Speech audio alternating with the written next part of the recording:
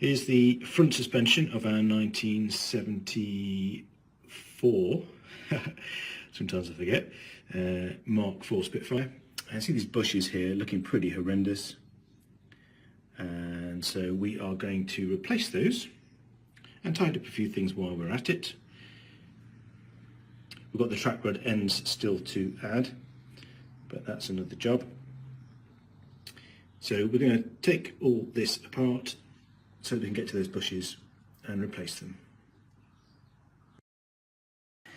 Right, so as so often happens, we start taking things off to fix one thing. You find all sorts of other things that may not be broken or damaged, but you just think, well, we may as well, while we're here, we may as well take it all apart and improve things.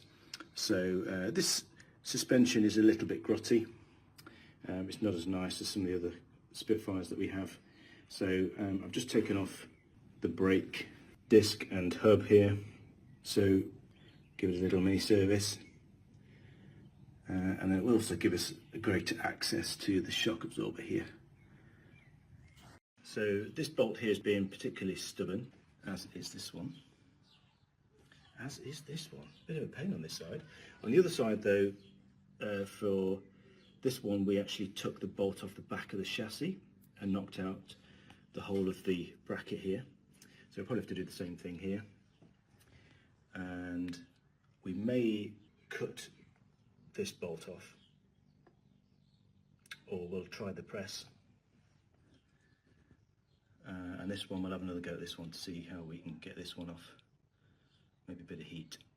Right, we're doing the same on this side because the bush at the top there is looking pretty horrible. But again, the whole suspension is going to get a bit of an overhaul.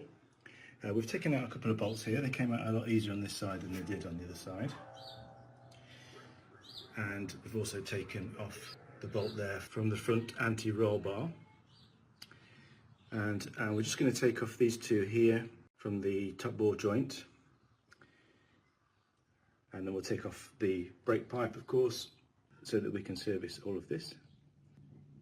So we're just taking off these nuts here, and we should be able to take the shock and the spring out. Okay, so this side we've got both wishbones off, top and bottom, shocks out, so all this can be cleaned a little and makes it look a little bit nicer than it is at the moment.